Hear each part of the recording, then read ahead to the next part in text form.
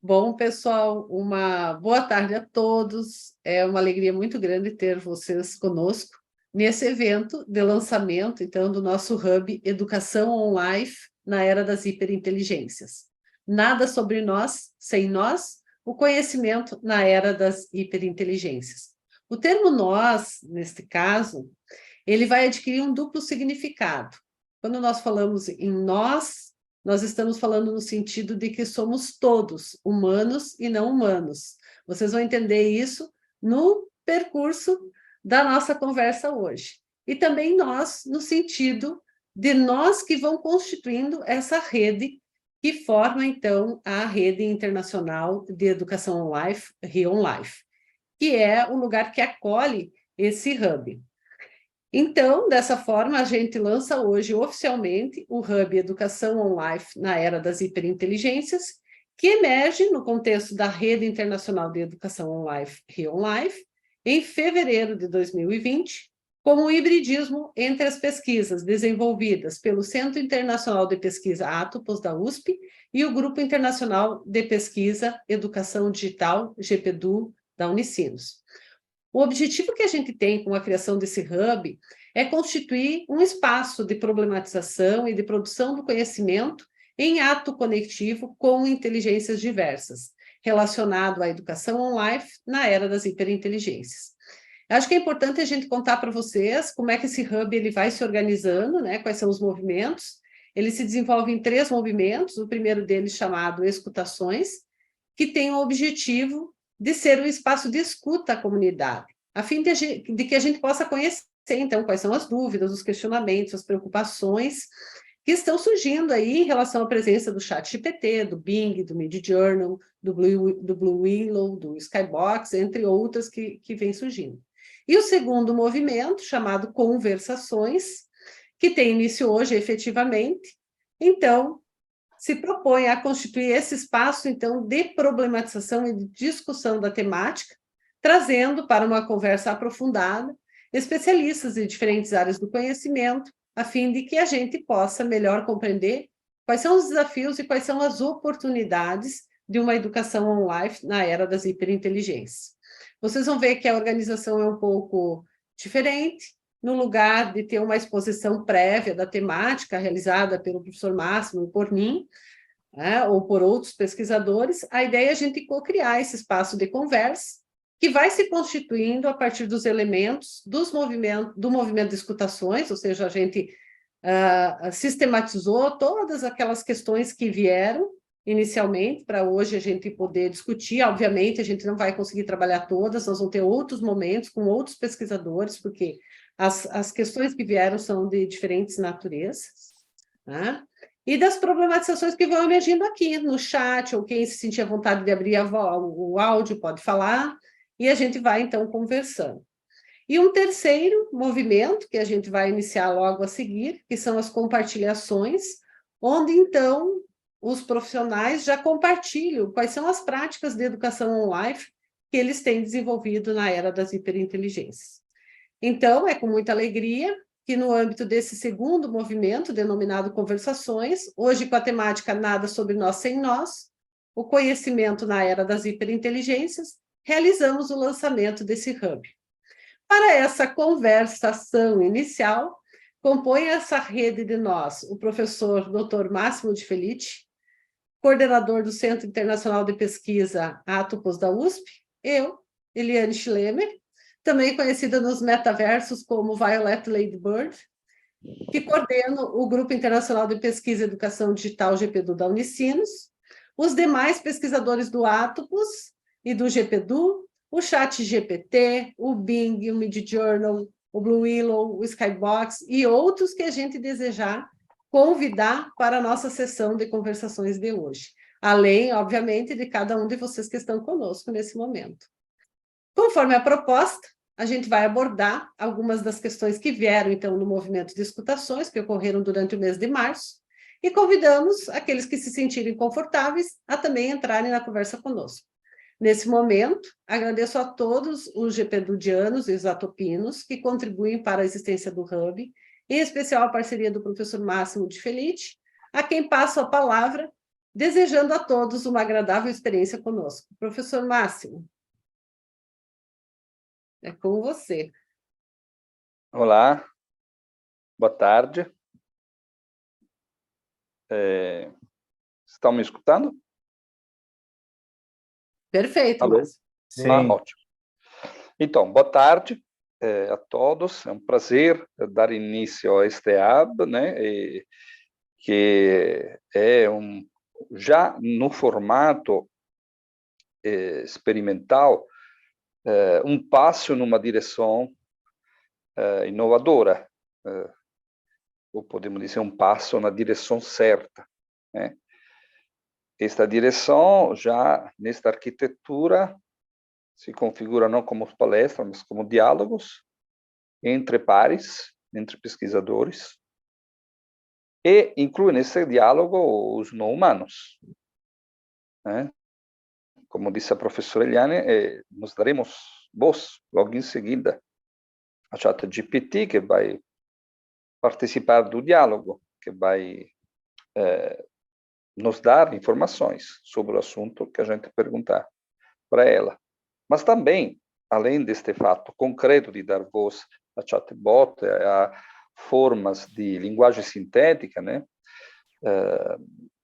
Nós também estamos numa arquitetura que é feita de software, que é feita de data, de circuitos, de algoritmos, e que compõe uma outra universidade, né? Um outro modelo de universidade.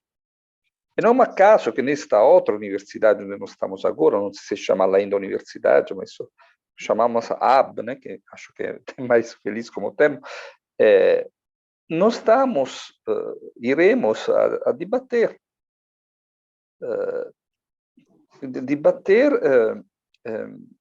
inovações, coisas que estão acontecendo na nossa vida.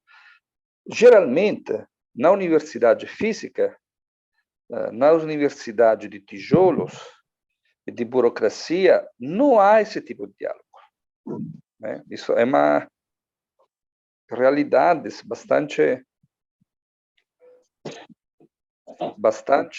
comum, né, entre nós pesquisadores, né? Nós lamentamos entre nós que as universidades hoje se tornaram lugares de um tipo de conhecimento se automatizado, né? Produção de um conhecimento em quantidades, mas não de debate, não de trocas sobre conteúdo, mas sobre uma forma industrial de produção, e talvez teremos modo de falar isso, de um conhecimento em série, um conhecimento acéfalo, né? Um conhecimento produzido para criar estatísticas, para ser contabilizado nos lattes, né?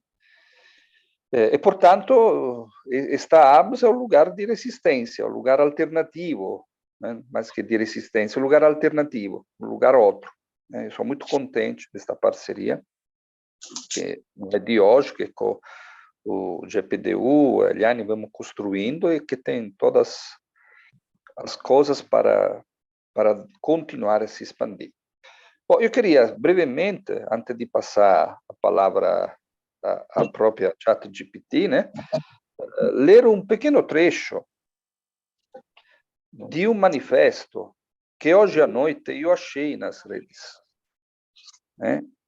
Agora, como muitas coisas que acontecem na vida, o que se acha na rede, a proveniência nunca é certa. Esta incerteza é uma constante no âmbito da vida, né? Faz parte do conhecimento científico, faz parte do nosso pensar, faz parte de todos os tipos de experiências humanas. E, portanto, eu vou ler esse texto, não tendo certeza sobre a proveniência dele, mas isso não importa, né? Não importa porque, às vezes, encontramos pessoas que serão importantes, descobriremos que serão importantes na nossa vida, né? Por acaso, né? Então, esse texto é um texto que encontrei por acaso. É um texto de um manifesto, né? Um manifesto dos não humanos. Vou ler entre aspas. Somos os objetos, os algoritmos, os softwares, a chatbot, as plantas, os animais, os rios, os peixes, o ar. O que vocês humanos chamam de matérias-primas, ferramentas, mídia, madeira, coisa, bicho, artificial. Hoje dizemos basta. Somos parte de vocês, que no seu narcisismo se definem humano, diferentes, e a imagem de Deus. Não somos algo externo a ser usado, regulamentado ou governado. Não estamos fora em algum lugar, mas também dentro de cada um de vocês.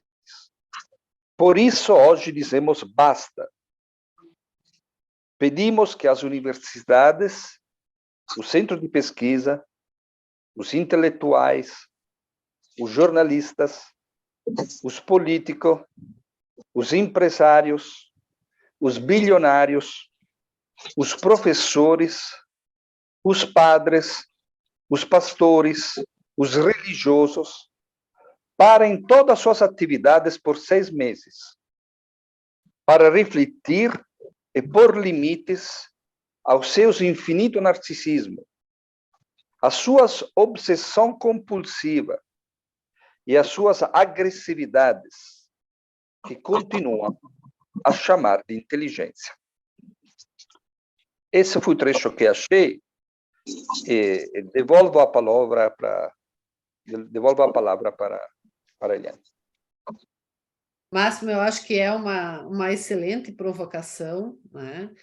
E hoje eu estava brincando aqui com o Bing, com o chat GPT, e se a gente coloca esse trecho no Bing, no modo não criativo, acho que é o equilibrado, ele até diz quais foram os lugares, né, onde compôs esse manifesto, né, onde ele encontrou informações que compõem esse manifesto.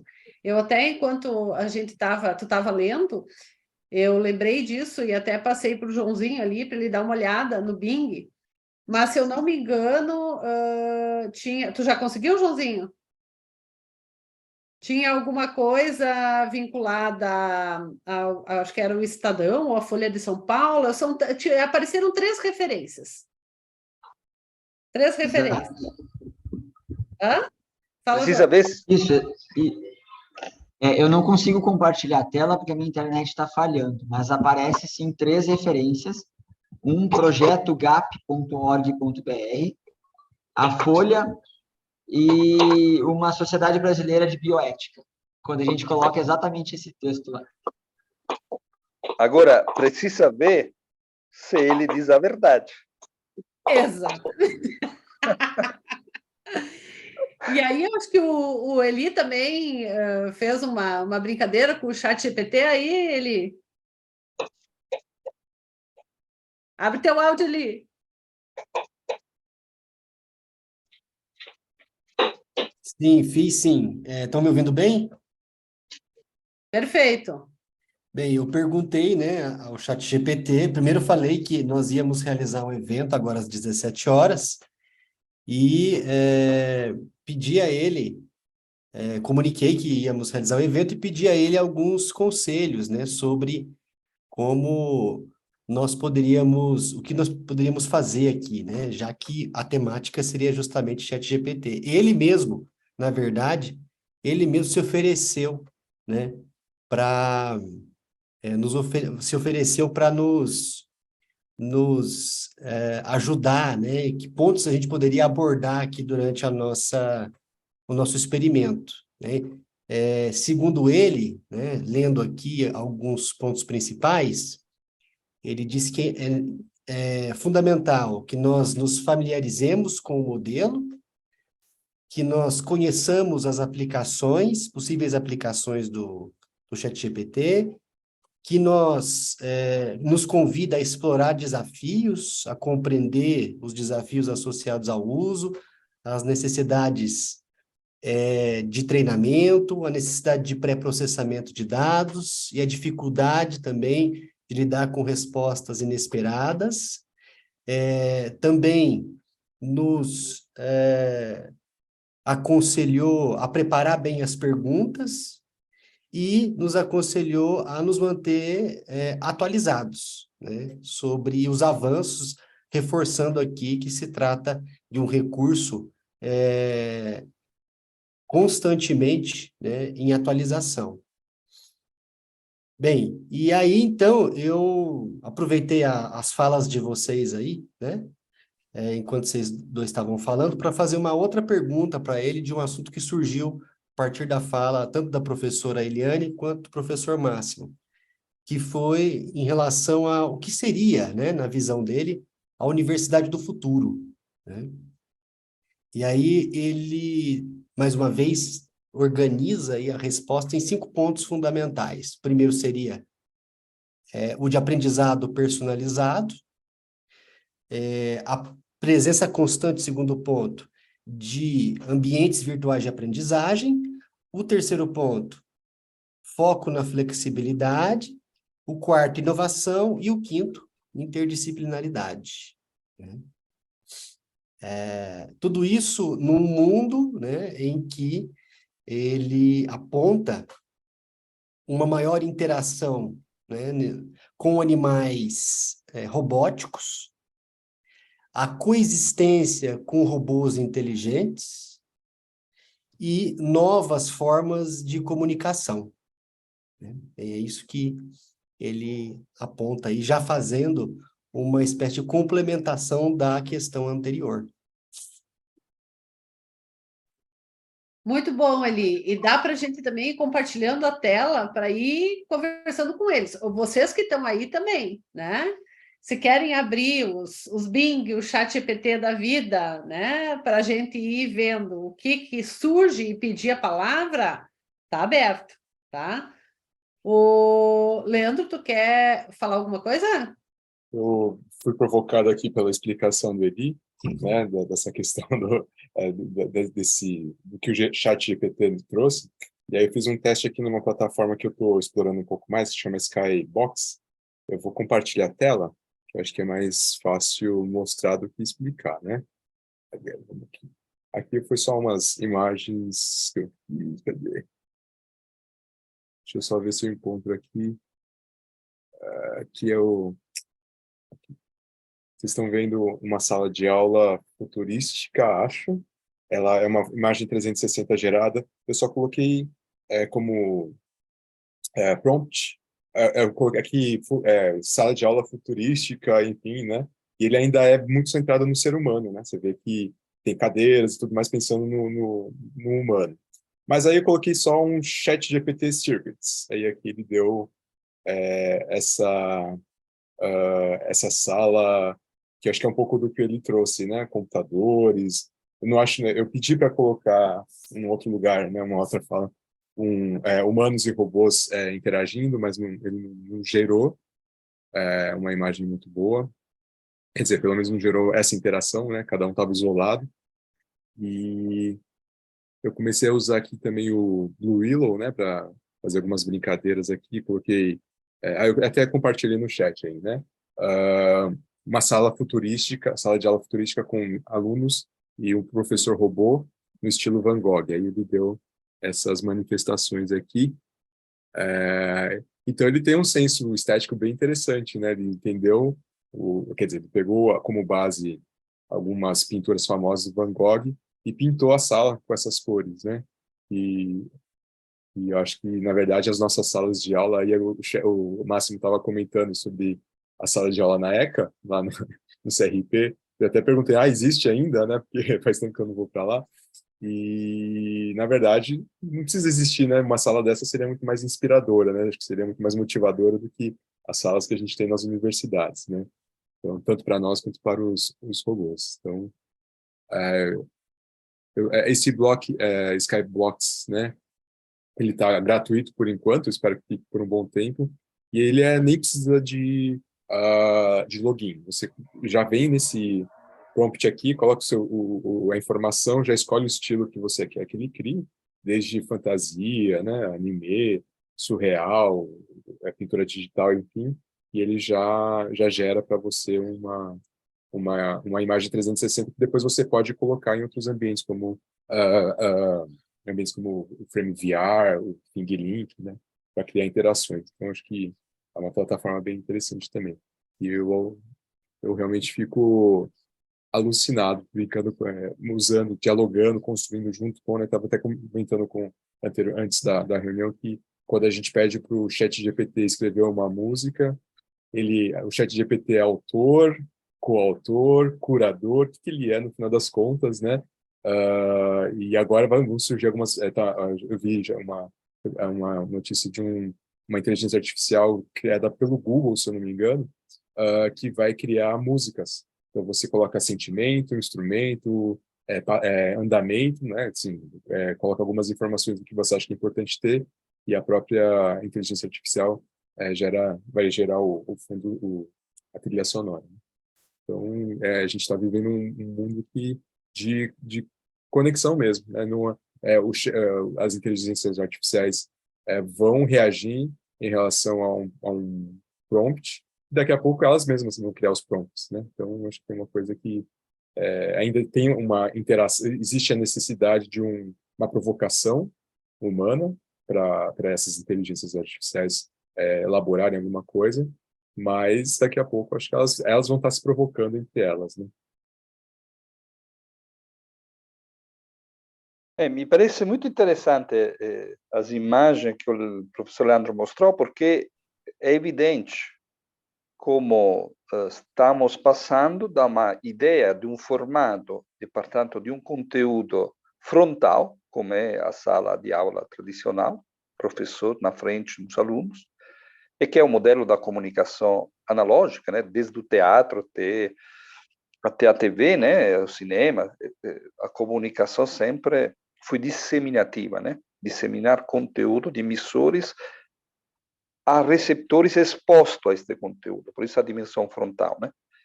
Aqui, ao contrário, temos um ecossistema, né, um pouco na linha do que a professora Eliana vem elaborando, né, nos seus estudos.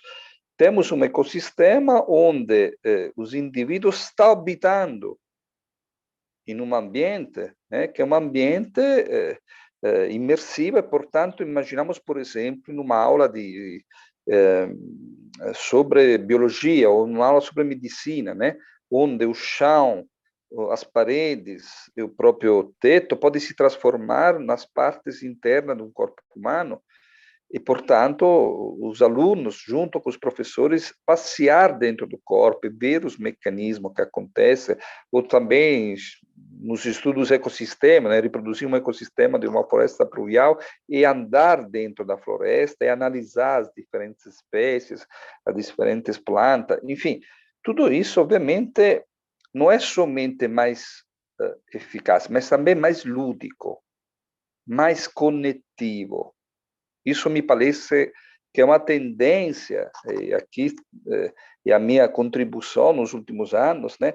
A história da evolução das assim chamadas tecnologias digitais, da forma, é uma história de evolução de forma de conectividade. Nós estamos indo cada vez mais em formas de interações conectivas. Por isso o termo inteligência artificial, ao contrário, reproduz uma concepção humanista que separa o humano da máquina, a inteligência humana da inteligência artificial. Mas como foi muito bem visível pelas aulas, e como também é evidente pela ChatGPT, pelos diversos tipos, nós não estamos separados. Não se trata de forma automatizada, autopoética, porque, primeiro, elas, no caso da linguagem sintética, elas não são autônomas, isto é, a interação entre o diálogo é o resultado de um conjunto de interações de redes, né? Que é o training code, que é o pre-training modeling, que é o word tokenization, que é um conjunto de interações, no último também o feedback humano. Então, é um processo de conexões entre entidades diferentes que chega ao resultado de interações e que produz conteúdo. Então, próprio o que nós estamos chamando de inteligência artificial é, na verdade, redes de software, algoritmo, big data que se conectam e sobretudo, estão conectadas e vão interagir na nossa forma de pensar e de conhecer. Não somente pelas perguntas que nós devemos fazer, mas também pelas respostas que ela nos oferece. Então, elas não estão se conectando a nós, nos permitindo de mudar a nossa ideia de conhecimento. É este o grande desafio. Então, a dimensão da inteligência artificial é uma nomenclatura que vai na direção velha, antiga, da filosofia ocidental, que separa o homem da técnica. A famosa ideia ontológica do mundo, né? As três palavras, homem, técnica, natureza, como três essências, ontologias separadas, e que, portanto, interagem em forma de dominação. O humano domina a técnica domina o humano domina a natureza, assim, aquela velha visão que hoje é absolutamente inadequada para entender esta complexidade. E já tem propostas, né? Nós estamos elaborando a ideia de hiperinteligência, que substitui o termo inteligência artificial, porque as hiperinteligências, inspirada um pouco na ideia de Lovelock, é uma forma de conexões, hibridações entre diversas formas de inteligência, onde a humana é uma destas, né? Mas a própria humana, para funcionar, para poder ser inteligente, necessita de proteínas, necessita de ar, necessita de oxigênio, necessita de impulso elétrico, necessita de diálogo com livros, com conteúdos, com data. Portanto, todos os modelos de inteligência são sempre conectivos. Não há inteligência ao singular. Todas as inteligências são conectadas, são faculdade conetiva. A última coisa que quero dizer é que isso, obviamente, produz, além do conceito de hiperinteligência, por exemplo, tem um outro conceito que está sendo elaborado, que é o conceito ligado a uma declaração de Baltimore, que é Organoid Intelligence, que é a substituição, portanto, do AI com OI. Que desloca a dimensão da inteligência à dimensão orgânica, e não mais só humana. Né? Porque aqui o narcisismo ao qual o manifesto se referia, o manifesto que limo no começo e nos humanos se refere, é absolutamente verificável em mil formas. Né? Uma forma simpática, anos atrás, quando foram lançadas duas sondas no espaço fora do sistema solar, para mandar mensagem no universo mais amplo para buscar conexões com outra forma de vida extraterrestre, esta sonda tinha algumas mensagens dos humanos que deveria ser supostamente lida, reconhecida da outras formas de vida fora do sistema solar. Então, essas mensagens, além de duas imagens de humanos conversando, além do desenho do átomo, com o núcleo e os elétrons em volta, tinha uma fórmula que replicava e que era já uma fórmula para um sinal de transmissão de rádio que, a partir da fórmula, eles deveriam reconhecer. O que isso nos diz? É que nós humanos somos muito autorreferencial. Né? Nós achamos que, inteligentemente, que no universo outra espécie, forma de vida, siga exatamente a nossa história, produz exatamente a nossa mesma matemática, produz exatamente a nossa mesma linguagem, e por isso vai entender uma fórmula matemática escrita no planeta Terra no segundo milênio. Isto é cômico. Eu acho que é um elemento de comicidade que a gente deve, mais uma vez, voltar a valorizar, sobretudo quando nós falamos em conhecimento, quando falamos em pesquisa e inovação. Porque o lúdico, o irônico é importante para, primeiro, para não se levar muito a sério, segundo, para poder ver as coisas de uma outra perspectiva. Agora, o problema grande, evidente, que a maioria das declarações, inclusive essa última declaração, esse último manifesto que o Harari, Elon Musk assinaram junto a outros 1000 pesquisadores, que mandaram a parar 6 meses a pesquisa, a evolução da pesquisa de inteligência artificial para refletir, debater, manifesta isso, manifesta o grande desconforto por a crise de um modelo epistêmico, que é um modelo epistêmico humanista ocidental, europeu, que busca pensar que o mundo é o que o humano representou ser o mundo. E que sempre silenciou outras formas de vida, e que sempre silenciou o que é chamado de objeto, de entidades outra, e que sempre tentou pensar que a técnica fosse algo de externo e, portanto, um instrumento a ser dominado. Esse mundo veio definitivamente, está hoje em ruína.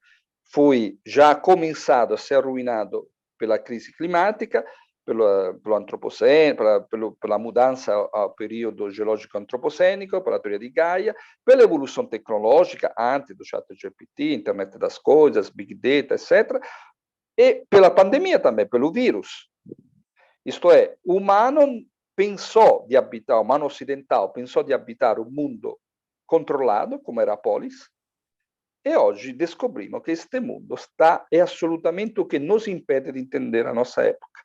Nós não conseguimos, como mundo ocidental, não estamos conseguindo lidar nem com as mudanças climáticas, nem com a evolução tecnológica. Tanto é que as últimas formas, a única postura que estamos pensando é aquela de parar a pesquisa ou de proibir, como foi feito hoje na Itália, né, lançando um documento que um juiz mandaram com a desculpa da segurança dos dados, de não haver controle sobre a segurança dos dados e de não haver sistema para identificar a idade de quem se conectava, mandaram a parar a ChatGPT. É isso que somos. Então, antes de falar se a inteligência artificial é inteligente ou não, me parece mais óbvio refletir sobre se a nossa ideia de inteligência seja realmente uma ideia feliz, uma ideia de inteligência sustentável, de inteligência que tenha a possibilidade de ser chamada dessa maneira.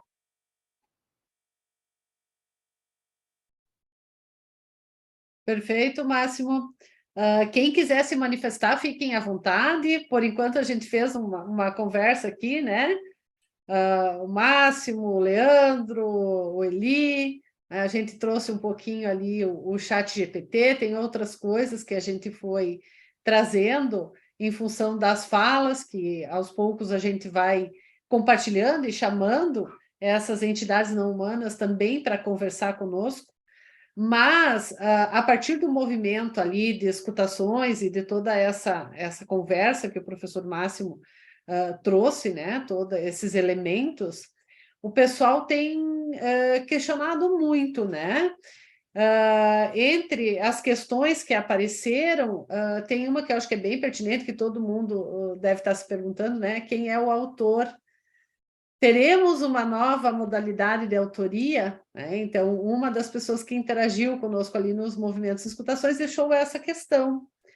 E é interessante que hoje, quando o professor Máximo de Felice trouxe a questão do manifesto, né, foi justamente isso, olha, isso deve ter sido tirado de vários lugares, isso é um resultado de uma ligação de várias fontes. E se a gente for pensar na própria produção do conhecimento, né, nos artigos, nas nossas pesquisas, a gente também busca informações em diferentes espaços, né, de diferentes autores para poder produzir algo novo e que se diz autoral, né? Então, eu lembro que logo que a gente estava escrevendo ali o livro do evento da cidadania digital, Máximo, para a Marina ali, né? Eu estava escrevendo o meu texto, e aí, claro, algumas coisas eu ia lá no ChatGPT para conversar com ele, para também experimentar, ver como é que se dava esse processo dessa autoria com essas outras possibilidades de inteligência. E aí eu coloquei isso, né? Publiquei isso, e alguém me perguntou assim, então tá, e daí, você vai pôr o ChatGPT como coautor do teu texto?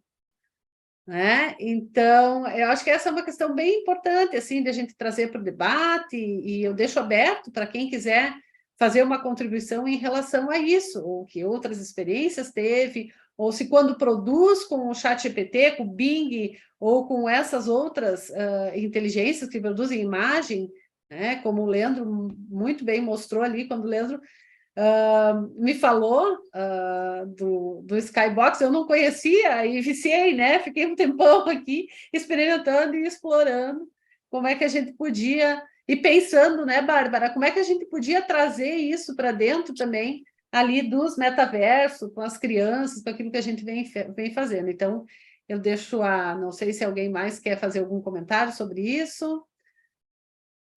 A Marina, quer abrir teu áudio e falar ou só pelo chat mesmo? Oi, Eliane, não sei se vocês estão me ouvindo bem. Muito bem, Marina, tudo bem?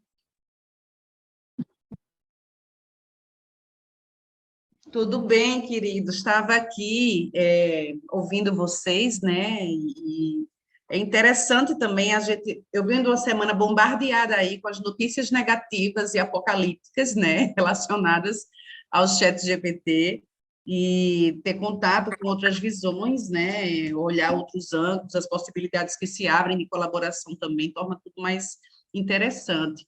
E aí eu deixo, né, um exemplo que no período passado e eu achei contraditório não aceitar este trabalho, né, na disciplina de novas tecnologias aplicadas à educação. Os alunos precisavam desenvolver um texto a respeito de um outro texto que eu tinha passado de leitura, um texto crítico, e um aluno me devolveu um texto que eu tenho certeza que foi feito pelo chat GPT. Né? Enfim, eu não podia acusar de plágio, né? Porque não, o antiplágio não detecta. Ao mesmo tempo, como eu vou condenar a colaboração com a tecnologia, né? Se eu estava ministrando a disciplina de novas tecnologias, então, eu acho que em sala de aula isso é uma questão que a gente vai enfrentar aí os desafios, e queria ouvir vocês sobre isso. A questão da autoria também me preocupa um pouco. Marina, tudo bem? Bom, e acho que se seu aluno foi um ótimo aluno, porque seu curso era de tecnologia, ele interagiu bem com uma tecnologia nova, né? Agora, primeiro, a questão é, nós achamos que, e aqui está a nossa falta de propensão à inovação e, portanto, a nossa pouca inteligência no sentido adaptativo, que a forma de ensino, de aprendizagem é aquela escolástica, que produzir um texto seja a melhor forma para avaliar um aluno. Mas estamos convencidos que essa seja a única e a melhor forma. E acho que a ChatGPT vem a nos provocar dizendo, olha, desde a época de Sócrates, o quinto século antes de Cristo, você está dando aula da mesma maneira. Vocês não mudaram uma vírgula a forma de produzir o conhecimento, a parte humanística, tirando a parte científica, que obviamente, ao contrário, introduziu tecnologia de observação, criou um método e outra coisa. Mas a parte humanista não mudou uma vírgula. Isso podemos chamar, somos convencidos que isto é a melhor forma de avaliação e de conhecimento, é a única possível no terceiro milênio, com tanta tecnologia desenvolvida, a mesma que Sócrates utilizava. Agora, outra coisa importante, há uma forma de produção, um automatismo do conhecimento e da inteligência que está se desenvolvendo bem antes da inteligência artificial. A forma de escrever com computador é completamente diferente de como era a forma de escrever com a caneta. Porque no computador você conecta, você está online, está conectado, e, portanto, pode recortar texto e compor texto de uma outra maneira, a não ser a maneira da escrita manual. E o seu raciocínio, como nos ensina McLuhan, muda a segunda do tipo de tecnologia que você vai utilizar. A questão é, quando se fala de autoria, um texto, boa parte dos textos na área das ciências humanas, produzido para a revista e publicado com o formato tradicional da revista, com as normas todas, com as palavras-chave, com o resumo, é um texto original? Quantos desses textos são realmente originais? Isto é, quanto desses textos publicados em revista científica, reconhecida, indenizada, e avaliada e catalogada, são textos realmente originais? Ou quanto, na 90% dos casos, não são elencos de citações? E isso, a ChatGPT, mais uma vez não dizer, eu faço isso melhor que vocês. Deixe de fazer isso, de fazer textos com seu elenco de citações, porque isso a tecnologia sabe fazê-lo melhor. E comece a pensar. Libere isso para criar outras formas de escritura e repensar até a ideia de... Uma coisa muito clara, que desde a pandemia, né, com as plataformas, veio a questão, é que o nosso modelo de ensino não é mais contemporâneo. A gente quer se iludir, quer preencher os requisitos ainda do que a burocracia nos manda, e convencer que nós estamos formando alguém, que as nossas universidades são realmente capazes, tirando a disciplina científica, que obedece a outros critérios, mas que são realmente capazes de formar seres cognitivos, inteligentes, inovadores, ou, como diz Ayrton Krenak, nós estamos formando apenas destruidores do planeta.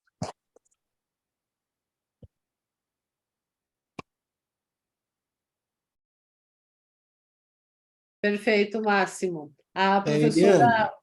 Oi. só um minutinho. Só muito rapidamente, antes de passar a palavra à professora Maria Luísa, só queria registrar o que o ChatGPT responderia para a Marina. Tá? Deixa eu compartilhar minha tela aqui, para vocês verem. Você está aí, Marina? Sim, Eu curiosa. perguntei, né? Se um aluno produz um texto a partir do ChatGPT, quem seria o autor? Então ele respondeu: se um aluno produz um texto a partir do ChatGPT, o autor seria o aluno, já que ele foi responsável por selecionar e editar as respostas geradas pelo ChatGPT para criar um novo texto. Embora o ChatGPT possa ter contribuído para o conteúdo do texto, ele não foi o responsável pela seleção e organização final das informações. Portanto, o crédito pela autoria deve ser atribuído ao aluno. Muito bom, ele. Então, não é mais perguntas universitárias, né? Agora a pergunta é o ChatGPT, que tem a resposta muito boa. E nem é o Google mais, né, Marina? Pois é, pois é. Aquela máxima pergunta é o Google, agora já foi, já era. Perfeito. Muito bom. Bom, nós temos a fila aqui, a professora Maria Luísa e depois o Bruno. Então, eu concordo com o Máximo quando ele diz que o que está em pauta é uma mudança epistêmica, né? Eu lembro do Francisco Varela, parceiro do Maturana, que faz no texto de Corpo Presente a discussão sobre conhecimento e diz que conhecimento não é cognição, que conhecimento não é representação, mas conhecimento é enação. E eu tenho trabalhado com a ideia assim, bom, é o que nos põe em ação de um modo diferente. Também fico refletindo sobre as resistências em relação às tecnologias e me lembrei, né, eu fiz uma tese na ECA sobre processos de escrita do jovem adulto como expressão da subjetividade e da relação com a trama comunicacional, né, uma concepção de trama que eu fiz. Porque eu queria entender o que trava no texto, né? O que trava no processo de escrita. E uma das coisas que... Aí eu, claro, fui mergulhar na questão do processo de escrita, do processo de escrita da humanidade, e resgatar essa história, porque quando a escrita surge, ela também passou por resistências, né? Ela passa por resistências e pela ideia de que, ao escrever, a pessoa ia parar de pensar, ia parar de filosofar, de amadurecer o pensamento. Então, se a gente for observar ao longo da história da comunicação, nos diferentes suportes de inscrição na complexificação das conexões, essas resistências, elas são naturais por conta de que o humano, ele se acostuma a interagir de determinadas maneiras, e quando surge uma outra coisa, parece que não é possível e que isso não faz parte. Então, a gente tem que repensar essa. Hoje mesmo, eu participava, antes dessa reunião aqui, com uma reunião com colegas da reitoria e da coordenação dos PPGs, e a gente discutindo o documento da Unesco, Reimaginar nossos futuros juntos, um novo contrato social para a educação.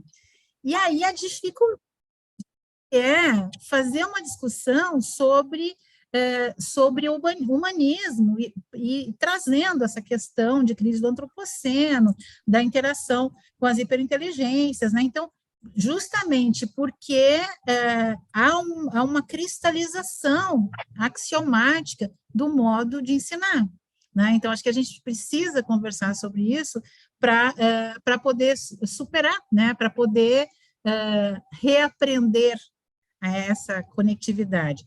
E o que eu acho lindo é que, quando eu escuto o Máximo falar sobre as hiperinteligências, né, e essa discussão de cidadania digital, ela é muito próxima dos princípios da vida que ensina a Maturana como naturais e inerentes ao surgimento da vida, com conexões que vão conservando algumas coisas e transformando outras, conservando algumas coisas e transformando outras.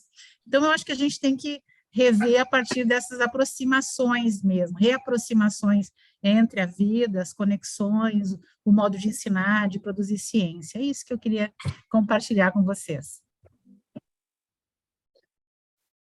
Perfeito, professora Maria Luísa, muito obrigada. Eu acho que isso que a senhora traz também está muito relacionado com o próprio conceito de educação on-life, né? Só antes de passar para ti, Bruno, né? Que é justamente essa educação que ela é ligada, conectada na vida, né? Onde justamente os processos de ensino e aprendizagem eles vão se dando a partir dessa problematização que a gente está vivendo, que é essa ecologia conectiva, como diz o professor Máximo, né? E isso vai se dando, esse processo vai acontecendo justamente, que é um outro conceito, Máximo, que talvez depois tu possa também falar um pouquinho mais sobre ele, porque apareceu nas questões, para falar um pouquinho mais do ato conectivo transorgânico. Maria Luísa, porque a gente vem na educação, nas teorias da aprendizagem, numa tradição muito das teorias da ação, e essa ação centrada no humano, né? Nessa perspectiva que você tem a pré-existência de dois elementos que interagem, o sujeito e o objeto, né? Numa perspectiva que é centralizada, ora no professor, ora no conteúdo, ora no aluno, né? Então, muda um pouco essa compreensão que, de repente, a gente tinha ali na educação, e com relação à aprendizagem, focando muito nessas teorias da ação, né? Então, nessa perspectiva de um ato conectivo transorgânico, tu também tem uma possibilidade de uma invenção maior, porque não sei se tu já leu alguma coisa da Virginia Kastrup, porque ela vai trabalhar justamente na teoria, principalmente ali do Varela, né, da cognição enativa, e ela traz o segundo sentido da noção de nação, que seria a invenção. E obviamente, né, a Virginia, eu trabalho muito com ela, várias bancas já, o Máximo e a Virginia tiveram conosco, ela trabalha como alguém que vem da psicologia do desenvolvimento humano, na perspectiva do humano. Então, o que a gente precisa é começar a entender essa visão que a gente tem, né, muito antropocêntrica, numa perspectiva mais de conectividade, trazendo para esse contexto as entidades não humanas, como a gente tem feito aqui, ou também como a gente tem realizado algumas vivências na área da educação, com sensores, para ver o que esses sensores captam, né? O que a gente pode ir além daquilo que é essas teorias que hoje a gente tem, que todas elas foram desenvolvidas numa época pré-digital, né, Maria Luísa? Todas elas. Isso é muito importante. Eu fiz o pós-doutoramento em Sociedade e Cultura da Amazônia e passei 10 anos com trabalho ali na Amazônia, e costumo dizer assim, a floresta em si me ensinou mais do que um universo de coisas que eu li, né? E eu acho que eu já li bastante coisa, mas a própria existência, assim, o encontro, os fluxos incorporais significantes, como diz o Guattari, assim, as intensidades, a gente precisa, esses aspectos, eles são fundamentais, eu entendo perfeitamente o que você está falando, e são muito importantes, se a gente não considerar, a gente não consegue dar conta. Muito bom. Muito obrigada, Maria Luísa. Eu acho que o Márcio deve estar querendo falar alguma coisa também que tu falou da Amazônia, mas nós temos 2 inscritos, o Bruno e o André. Posso falar? Bora lá, Bruno. Bom, eu vou tentar organizar aqui as ideias, porque à medida que a Marina estava falando e o Márcio estava respondendo, veio algumas coisas na minha cabeça aqui, e é muito ligado a algo que eu, o Eli e a professora Tereza, no grupo de trabalho que a gente está desenvolvendo, e que envolve muito a ideia de técnica, da forma como o Heidegger trabalha, né? E à medida que a Marília e o Máximo estavam falando, isso me veio muito em mente, porque eu fico com a impressão de que a gente ainda trabalha dentro da instituição, universidade, dentro da educação, buscando ensinar técnicas, buscando desenvolver técnicas nos alunos, de maneira que eles possam chegar a um determinado conhecimento, a uma determinada resposta, assim. E é uma perspectiva da técnica que vê essas tecnicalidades, como instrumentos, como ferramentas, né? Acho que a gente fica a gente está justamente nessa transição, assim, de tentar reorganizar a nossa forma de abordar essas tecnologias, não enquanto instrumentos, não enquanto ferramentas das quais a gente se apropria, né? Técnicas de pesquisa, técnicas de como fazer perguntas, e me lembra muito uma coisa que o Máximo me falou, acho que numa das primeiras vezes que a gente se reuniu, que eu apresentei meu projeto de pesquisa para ele, e eu estava ali na ansiedade de saber quais os objetivos que eu ia definir no projeto de pesquisa, quais seriam as minhas análises no projeto, e ele falou, não fica preocupado com isso, né? O mais importante é que você tenha dúvidas, que você tenha questionamentos, que você se sinta nessa zona de desconforto, de falta de estabilidade no seu caminho, assim, né? E eu queria muito saber, queria muito ouvir de vocês, assim, justamente como que a gente pega essa perspectiva de técnica que o Heidegger traz, né, para o âmbito da educação, né? De que forma que a gente consiga ter uma abordagem não instrumentalizada da pesquisa, em construir hipóteses, em construindo essas hipóteses, buscar as referências, porque eu sinto que, da mesma forma, né, que ao longo da Revolução Industrial o homem desenvolveu técnicas para se apropriar da natureza, né, e utilizar a natureza enquanto recurso, a gente, nesse processo, com desenvolvimento científico, a gente desenvolveu técnicas de se apropriar de conhecimentos, de se apropriar de informações para produzir, para gerar alguma coisa que, em certo sentido, talvez não se desenvolvesse naturalmente, né? Não se desenvolvesse, digamos assim, de maneira autônoma. Eu queria saber justamente mais ou menos de que forma que a gente conseguiria estabelecer novas diretrizes, novas formas de se pensar como produzir um conhecimento que não seja um conhecimento na base da apropriação, de usufruir de referências e fazer fazer dos nossos artigos, das nossas escritas, uma coleção daquilo que já existe, né? Daquilo que já está dado, daquilo que já está estabelecido, enfim. Não sei se eu consegui deixar clara a pergunta aí.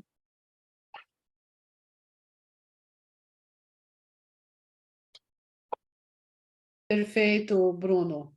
Obrigada pela questão. Vamos discutir a questão do Bruno já, Máximo? Escutamos o André e depois discutimos tudo. No, io gostaria di discutere rapidamente a questão do Bruno, perché mi parece que tocou um aspecto central, que é a relação entre a concepção instrumental da técnica, que marca toda a tradição do Ocidente, tirando Heidegger, tirando Simondon mais para frente, mas assim, o momento de ruptura foi a questão da técnica do Heidegger, mas pelo resto, com pouquíssimas exceções, o Ocidente, e podemos dizer que isso é uma das características da episteme ocidental, é aquela que eu defino a ontologização da realidade.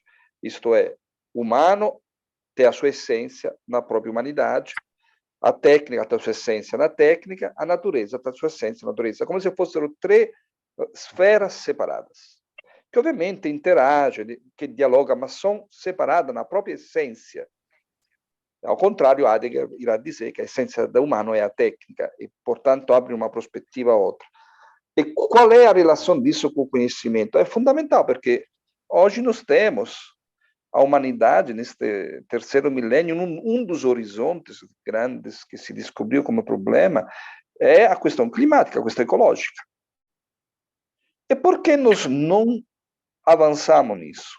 Os passos que estão sendo feitos a nível mundial, política, assim, são muito, muito insuficientes pelo tamanho da problemática. O que nos impede, além de vontade política, é vontade política, é o dinheiro, é o capital que não quer. Não, não é apenas isso. Se fosse apenas isso, a gente conseguiria reverter. É a nossa forma de conhecimento, que pensa que a natureza é algo que está lá fora da janela, está lá na floresta amazônica, e que nós não somos parte dela. Isso cria um tipo de conhecimento que é um conhecimento transitivo do sujeito sobre o objeto. A nossa ideia de conhecimento é fortemente, enquanto humanista, enquanto ligada à paideia grega, enquanto pode ser envolvida com outros modelos mas inspirado profundamente na dimensão antropocêntrica, nós pensamos o conhecimento como um enriquecimento pessoal. Tanto é que nas nossas universidades, nas nossas escolas, formamos pessoas. É triste hoje ver como nossos alunos fazem pós-graduação com o único intento de adquirir um diploma, para ele se formar e conseguir um bom emprego. Nós estamos formando, em série, pessoas completamente descompromissadas com a sociedade, com a biodiversidade, com os anseios da nossa época. Estamos formando máquinas. Máquinas. Assim, eu volto a pôr ênfase na automatização do nosso conhecimento, que antecede a ChatGPT. Em ato, há diversos tempos, uma automatização do conhecimento. Eu acho que o Bruno tocou bem nesta ideia de uma estrita relação entre a concessão instrumental da técnica, a externalidade da técnica, própria da epistema ocidental, é um tipo de conhecimento que é receita de bolo, que é realizar tarefas. É um tipo de escrita, voltamos aos textos produzidos científicos, a maioria deles produzidos por revistas científicas no âmbito das ciências humanas, que são textos, como disse Isabel Stenger, que ninguém vai ler. Só Isabel Stenger, um texto maravilhoso que se chama Slow Chance, isto é, como o slow food, né? A ciência lenta, né? No qual ela diz que nós estamos criando pela primeira vez um novo tipo de escrita. Essa escrita não pressupõe leitores. É uma escrita que serve para ser indicizada, para criar números e ser postada nos currículos. Então, nós produzimos texto que não pressupõe leitores. É um novo tipo de escrita. Isso já é um processo de automação. Então, a questão de olhar a inteligência artificial como uma inteligência artificial, já a palavra, já esse tipo de linguagem não leva no erro do pensamento, porque nós vamos pensar que existe algo externo a nós automatizado. Mas todas essas inovações tecnológicas, como dissemos antes, inclui também o humano, mas inclui também um conjunto de redes complexa, vão imediatamente nos transformar, vão imediatamente impactar nós. Então, não há uma inteligência externa artificial, uma inteligência humana. Primeiro, porque a própria inteligência humana também é artificial. E tudo porque as inteligências são sempre redes. As redes neuronais são sempre plurais, sempre híbridas, sempre conectadas entre si. Como dizia o Gregory Bateson, que é um grande autor, que hoje deveria ser relido, e que, infelizmente, todas as coisas que eu li até agora sobre inteligência artificial, ninguém cita ele, mas é o autor praticamente principal, meu modo de ver, porque na ecologia da mente ele diz exatamente isso, onde termina o nosso cérebro. Então, assim, é uma questão central. Como fazer um outro tipo de ciência é o que nós estamos empenhados dentro do nosso centro de pesquisa a desenvolver a partir destas formas experimentais de formato. Eu acho que hoje o formato é central. Nós devemos forçar a formato novo. Isso, obviamente, é desconfortável, né? Quando, na pandemia, os professores tiveram que dar aula online, todo mundo estava triste, desconfortável. Mas por quê? Porque é óbvio, porque não estava acostumado, e porque queria oferecer a mesma aula que lhe dava na presença perante uma tela. Isso não funcionava, é óbvio. Aí voltamos à questão, mas somos verdadeiramente inteligentes como espécies? Somos verdadeiramente tudo isso que nós dizemos de nós? Se nós continuamos a ensinar e a dar aula exatamente como dava Sócrates no quinto século a.C., 2.500 anos atrás, é uma pergunta que talvez a ChatGPT possa até responder. Perfeito, Máximo. Antes de eu passar para o André, eu só queria fazer um comentário relacionado a essa questão, porque mesmo os modelos, né, os modelos de educação à distância, que tu pensa assim, não, então vão se apropriar da tecnologia e vão se pensar de uma forma diferente. Não, a gente vê reprodução. E agora, é claro, todo mundo está preocupado, porque a base dos modelos é justamente no conteúdo, com quiz, tarefa, e depois uma prova, e aí, como é que fica, né? Então, eu acho que, e a gente tem justamente buscado desenvolver algumas pesquisas e escrito algumas coisas junto com o Atopos, nesse sentido também de repensar as metodologias e as práticas que a gente vem desenvolvendo. Tecnologia não é algo que tu aprende falando sobre, tu tem que habitar, né? Tu precisa habitar para que você possa também inventar com. Então, hoje, a ideia que a gente trouxe aqui também não é de falar sobre as IAs, mas é estabelecer um diálogo com, é estabelecer uma conectividade com elas. Então, cada vez mais, eu acho que o desafio para nós, e aí também, né, um pouco na linha do que a Maria Luísa colocou, é a gente sair desse lugar de uma transposição, que obviamente é referenciado na forma como a gente aprendeu, na forma como a gente aprendeu a dar aula, no magistério, nos cursos de licenciatura, ou mesmo, né, quem vem das outras áreas, quando entrou nas universidades, como isso era nos ensinado, e tentar entender qual é a natureza específica de cada uma dessas entidades para poder compor, né? Então, eu acho que nunca a questão do hibridismo ela foi tão necessária. E aí um hibridismo como um terceiro, realmente, que se produz. E não como pensar em um percentual de encontros presenciais físicos, e um percentual de online, ou misturar metodologias ativas, né? Quando a gente fala em hibridismo, não é disso que a gente está falando, né? A gente está falando na produção de um terceiro, que resulta dessa conectividade. Então, acho que esse é o desafio que a gente tem, né? E muito aquela... Eu acho que o conceito de aula e de sala de aula, eles nos engessa bastante. Tanto que quando a gente vai para o online, a gente tem a sala de aula online, né? E a gente continua estruturando os encontros semanalmente, naquela lógica que a gente já desenvolvia no presencial físico. Mudou algumas coisas? Sim, mudou. Só que eu acho que a gente precisa de avançar muito mais ainda. E não quero me estender, vou passar para o André, e tem a Bárbara também na fila. André. Obrigado, professora Eliane. Boa tarde a todos. Eu não sei se vocês têm imagem, aqui para mim tá uma imagem preta, mas enfim, me ouvem bem, né? A gente te ouve bem, só que a gente não te enxerga, André, tá preto mesmo. Alguma questão aqui da câmera, da integração. Bom, alguns aspectos foram contemplados já, né, na fala do professor Máximo, do Bruno também, e agora com a sua amarração final aí, professor Eliane.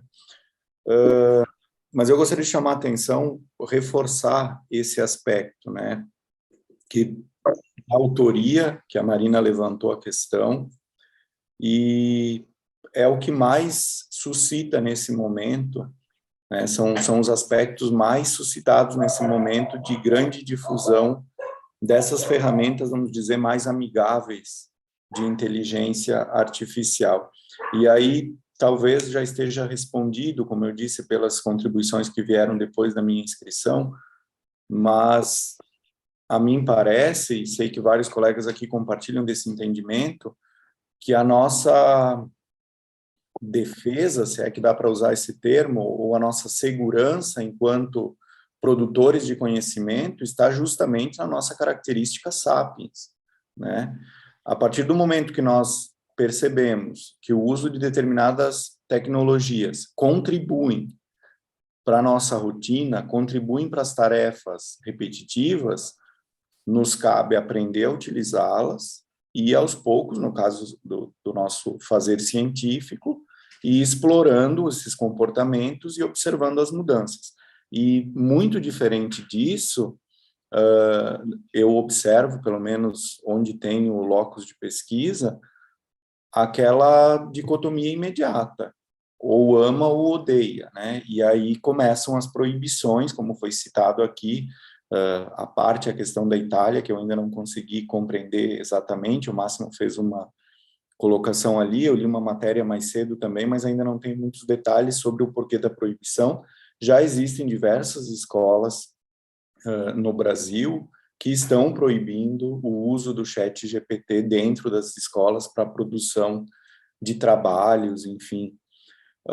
E aí, finalmente, a questão que eu gostaria de trazer para contribuir com esse debate. Primeiro, que essa postura de negar ou de proibir já se mostrou ineficiente em termos culturais ou de aculturamento, enfim, já se mostra ineficiente e ela, de alguma forma, demonstra incapacidade de integração, né? Então, eu gostaria de trazer o elemento do risco para a aprendizagem, né? Vários autores clássicos trabalham a questão da necessidade de que o estudante se exponha, vivencie uma experiência de risco para que se depare com o conhecimento de maneira mais responsável e, a partir disso, aprenda, né? Então, o nosso erro, e aí torno a citar o Bruno, que trouxe essa questão, O nosso erro enquanto instituição, escola, talvez esteja no fato de insistirmos com perguntas, né? E termos uma expectativa de respostas. Promover experiências desafiadoras, ainda que num primeiro nível de aproximação com os conteúdos, sejam necessárias as perguntas, os domínios básicos, pode ter potencial, quer dizer, apostar em experiências desafiadoras para a aprendizagem, pode colaborar com o desenvolvimento das literacias cognitivas híbridas. E por que trazer essa perspectiva de literacias, e talvez não seja o melhor termo, mas acredito que pela difusão do uso de literacias todos nos entendemos, mas literacias para a cognição híbrida se tornam cada vez mais necessárias justamente para nós fugirmos da concepção única da leitura, né? Hoje nós falamos em material didático, além de ler livros que são amplamente comercializados, ou ler e-books em plataformas digitais, ou ler xerox. Quando a escola tem uma percepção mais para inovação, ela introduz o audiovisual, por exemplo, né? Mas ainda é uma prática de literacia voltada muito para a leitura. Então, vamos defender que o estudante não precisa mais ler, isso é muito arriscado, a questão do vocabulário, a questão, enfim, não é defender que ele não precise ler, mas possibilitar que a escola passe a acompanhar o desenvolvimento educativo daquele cidadão a partir de outras entregas que não sejam puramente respostas certas ou erradas, gabaritos. Como disse o Máximo, sem nenhum compromisso estatístico, mas certamente, vou jogar baixo aqui, mais de 50% da nossa produção acadêmica da pós-graduação brasileira na última década poderia ter sido feita pelo ChatGPT, né? No sentido de que são justas posições de citações, recortes, releituras, enfim. Então, qual a contribuição para o desenvolvimento, para a solução de problemas reais para a espécie humana e as demais espécies que habitam o planeta? Não é possível encontrar essa resposta. Então, estou muito satisfeito com o evento, com os organizadores, assim, acredito que até os termos aí escolhidos já provocam, né, no sentido do debate, mas o hibridismo me parece ser um espaço necessário de acomodação.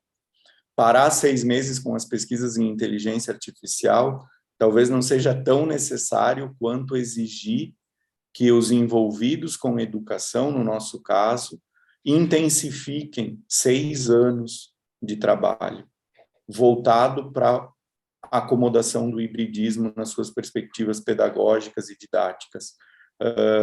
No meu caso, eu atuo no Instituto de Ciência e Tecnologia, que forma jovens em ensino técnico, forma professores, enfim, a rede IF que tem aí em todo o Brasil.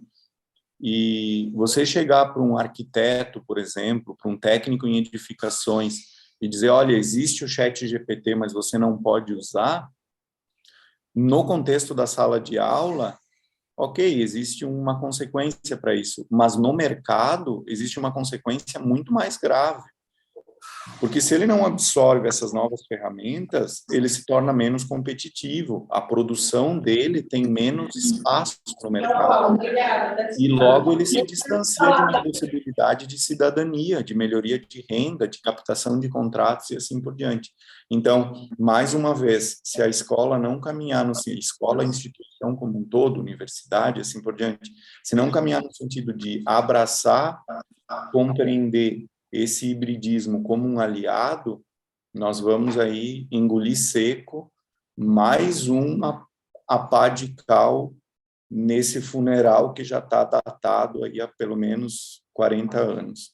Então, resumidamente, o hibridismo tem sim muito potencial dentro da educação, no contexto das profissões, né, da ocupação laboral, solução de problemas reais, então, caracterização de problema, eu fiz alguns testes com a plataforma, os dados estatísticos que é uma consulta, né? Busca aqui, apresenta, ele tem apresentado resultados coerentes, e isso pode qualificar muito a questão da governança. Então, sabiamente, né, o Centro de Pesquisa, através aí da coordenação do professor Máximo, alerta, né, para não reduzir a inteligência artificial para uma perspectiva maquínica. Se a escola fizer isso, estaremos novamente regredindo. É um pouco essa a minha contribuição. Obrigado. Obrigada, André. Eu acho que tu traz uma questão bem importante quando tu fala que não é só texto, né? Eu lembro que quando nós começamos a trabalhar com os metaversos,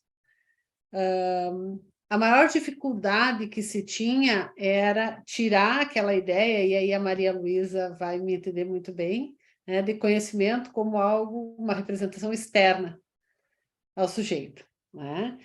Então,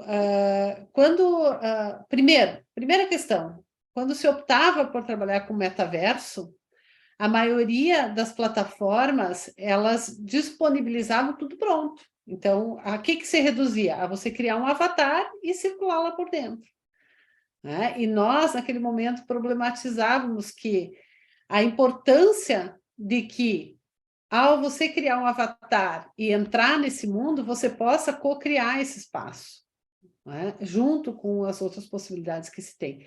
E a gente vê agora, por exemplo, com esse retorno do metaverso, e agora muitos projetos já estão sendo descontinuados, porque a gente continua vendo exatamente isso, né? As instituições que estão tentando se apropriar do metaverso, eles trabalham muito nessa perspectiva de uma ferramenta para transpor o seu campus que já existe no presencial físico. Então, não é para isso, né? Aí tu tem o campus físico, com toda a infraestrutura que tem lá. O metaverso é para você criar coisas e experiências, vivências que tu não pode ter no espaço físico, geográfico. Então, novamente, a gente está num processo de enterrar uma tecnologia porque a gente não aprendeu a inventar com ela. Então, eu vejo que esse caminho ele é muito complicado, mesmo, por exemplo, na época da pandemia. Todo mundo foi instigado a trabalhar com as tecnologias, né? Trabalhar com o celular. Terminou a pandemia, muitas escolas proibiram o estudo, não existe mais, né? Não existe mais.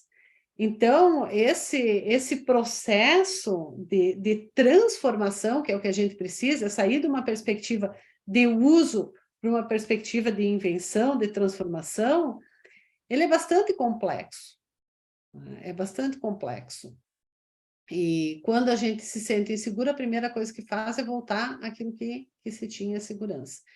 Então, de novo, essa questão do hibridismo, ela é possível na medida que você habita esses diferentes contextos e que você percebe o potencial conectivo que tem nisso para inventar, né? A gente tem feito algumas vivências, desenvolvido algumas experiências nisso. Eu vou passar a palavra para a Bárbara, que está com a mãozinha erguida, ali já deve estar cansada, né, para que ela possa, então, fazer os comentários dela. Eu acho que estão a ouvir bem? Vou falar mais devagar por causa do português. Eu acho que a palavra é mesmo essa, é co-criar e trazer o ChatGPT para criar connosco. Eu tenho feito algumas experiências, mas já fazia antes do ChatGPT. A primeira experiência é sempre colocar o aluno a explicar algo a outro colega. E o que os alunos fazem é exatamente a reprodução do professor. Eles vão, dão uma aula teórica aos próprios colegas, fazem um PowerPoint cheio de texto. Portanto, o próprio aluno também já está com esta ideia do que traz e é esta vivência. E nós estamos a passar exatamente a mesma coisa com a parte da inteligência artificial.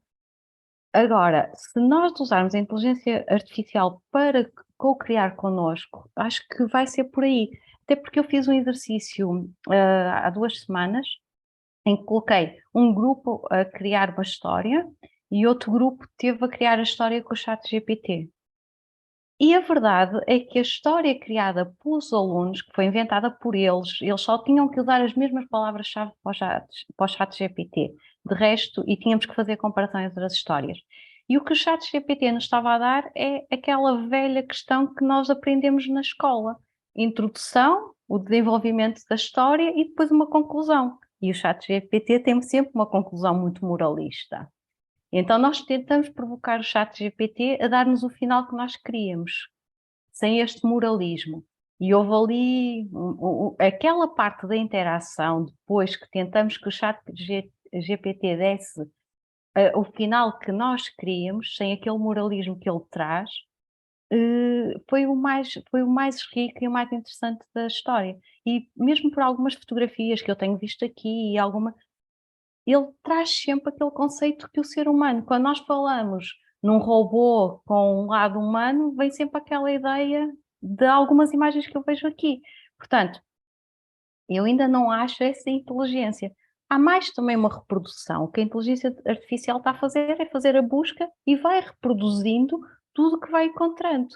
Portanto, nós temos que explorar o outro lado, senão de cada vez que usássemos o automóvel, estávamos a construí-lo, estávamos a inventar a roda, estávamos a montar o automóvel e nunca mais conduzíamos, não é?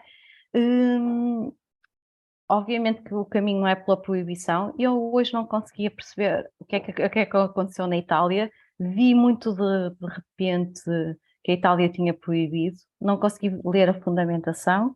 Cheguei há pouco a casa e liguei-me aqui para ouvir isto.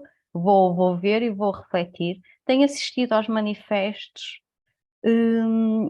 Nós estamos a assistir a um boom. Todos os dias aparecem novas ferramentas. Acho que humanamente não vamos conseguir acompanhar este ritmo.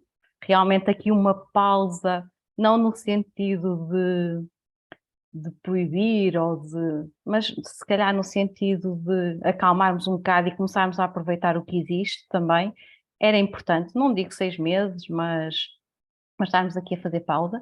Ou então pausarmos nas aulas para podermos explorar, ou pausar a vida, não é? Para podermos explorar isto. Agora, o ritmo que as coisas estão a ter. O mesmo Skybox, eu tenho testado muitos cenários e os cenários vêm todos muito idênticos.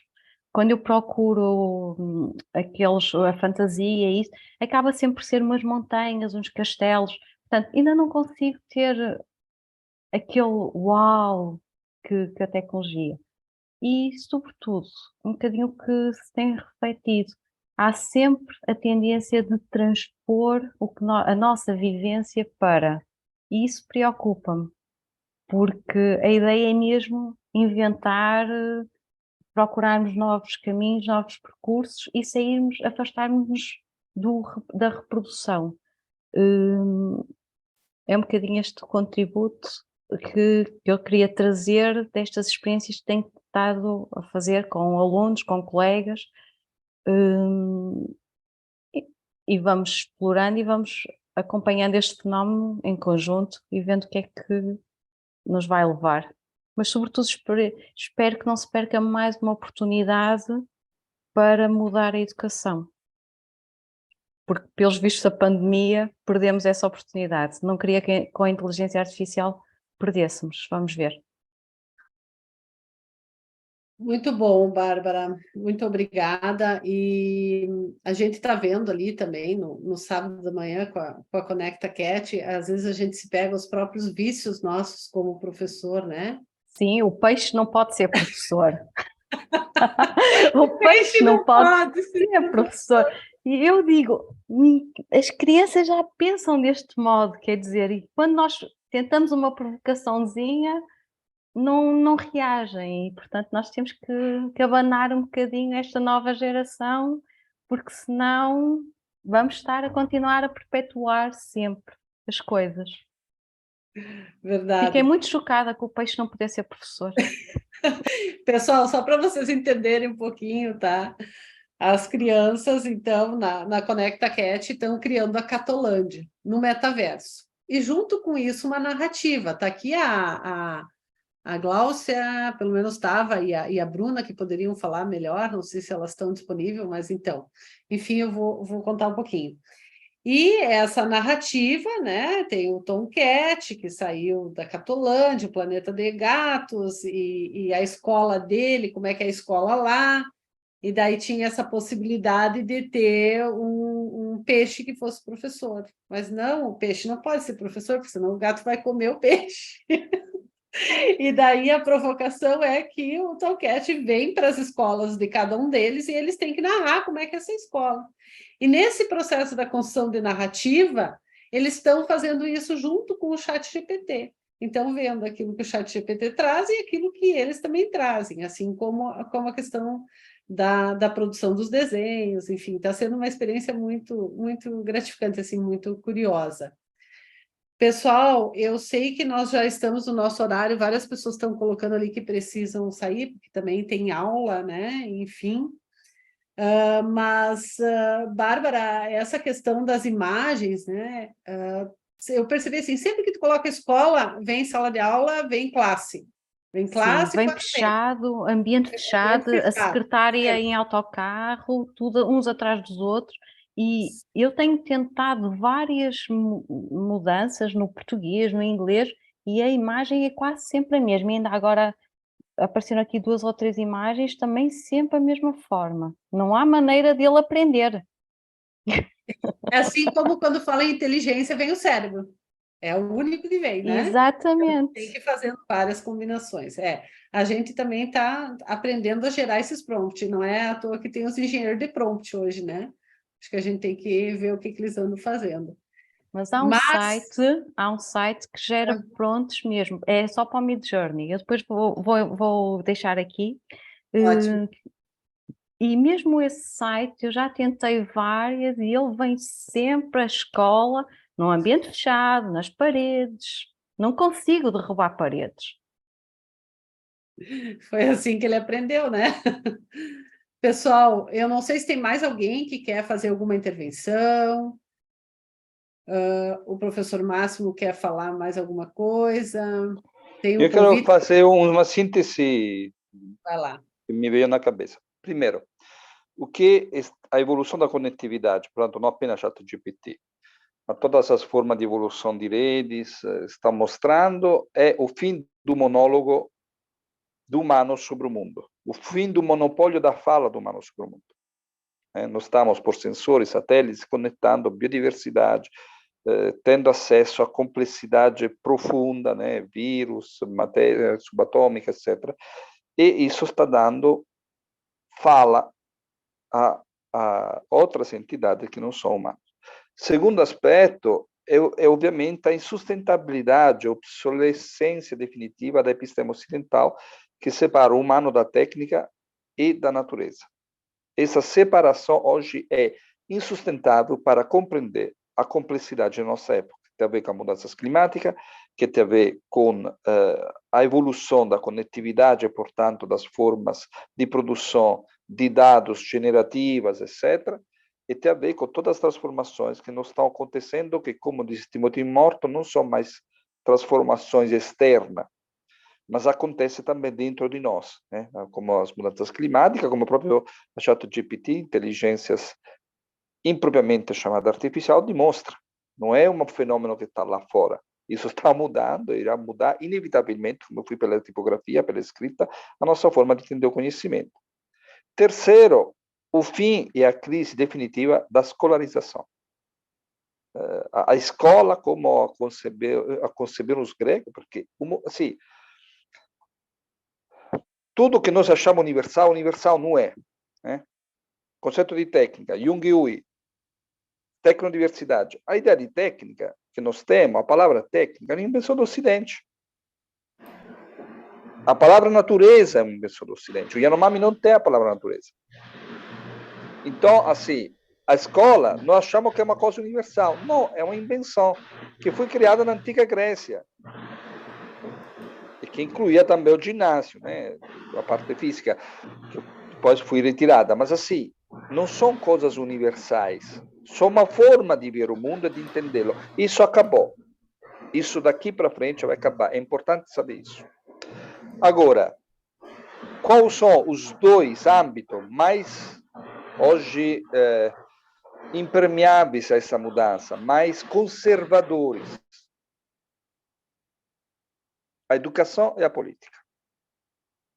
São dois âmbitos que hoje são mais agressivos contra a inovação tecnológica e são mais conservadores, né? Ao contrário, décadas atrás se achava que para mudar o mundo era necessário investir na educação e na política. Isso já era. Nós não iremos mudar mundo algum, rua nenhuma, praça nenhuma, sem investir em educação e em política. Porque esta ideia de educação e da política é o mundo que nós temos, é o mundo que destrui tudo que existe, é o antropoceno. Então, as inovações tecnológicas, se nós sabemos entendê-la como conectividade, nos vai proporcionar uma saída do mundo e um ingresso em outro. Se nós queremos continuar a habitar o mundo que existe, nos tornamos conservadores e começamos a encontrar os erros, e começamos a encontrar o fato que, eu perguntei aqui, tem um divulgador, não vou citar o nome, famoso, que fez esse... eu perguntei o que é a técnica, ele respondeu, a técnica é um benefício à história, mas um benefício para quem? Ele não explicou isso. Entendeu? Aí é, de fato, a desinteligência. Porque uma das definições de inteligências possíveis que as ciências biológicas atribuem ao conceito de inteligência é a capacidade de se adaptar às transformações e aos desafios que o meio ambiente nos propõe. E, portanto, nas ciências biológicas, a inteligência é a capacidade de sair do próprio nível de equilíbrio e a capacidade de elasticidade, de criar novos níveis de adaptação. Ao contrário, nas ciências humanas, a inteligência é conservar. Na política, na educação, é proibido criar. Nos nossos programas de pós-graduação, a criação é censurada. Os orientadores educam os alunos a não inventar. E isso é o resultado, é a sociedade que temos. Muito obrigada, Máximo. Eu coloquei ali uma poesia criada pelo ChatGPT e uma pelo Bing, né? Para a gente fechar esse momento, fechar por agora, por esse momento, a gente vai continuar, né? A gente vai ter um evento agora, dia 10, né, Máximo, na USP, sobre a temática, e depois... Como última pergunta, de onde estamos sendo? França. Leandro, França.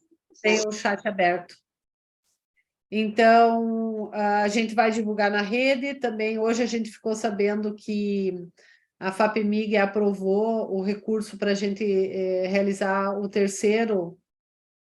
quarto, né, Ana? Então, quarto Congresso Internacional da Rion Life, que vai ser em Minas. Então, vamos mudar, né? Foi a região sul, foi a região nordeste, agora vamos para a região sudeste. Então, essa é a ideia, que a gente continue conversando e continue buscando possibilidades de desenvolver uma educação mais conectada, né? Mais ligada, mais nessa perspectiva de uma ecologia conectiva, como a gente tem aprendido com o professor Máximo de Felice. E, obviamente, que a gente entende quando ele fala que tem pouca criação, né, ou quase nada, e que tem muita reprodução nas nossas universidades. E eu lembro que quando eu também era aluna, o que se dizia é: o que tu está dizendo? Tu está dizendo? Quem diz isso?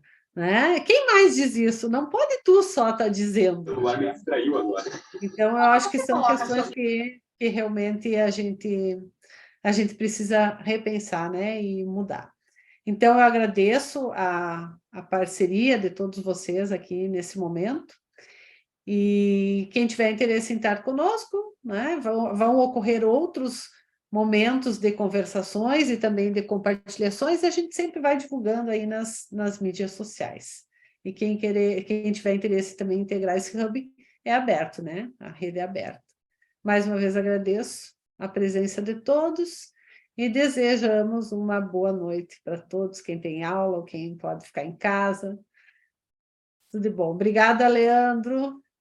Obrigada, Bruna, Bruno, todo o pessoal aí que ajudou muito.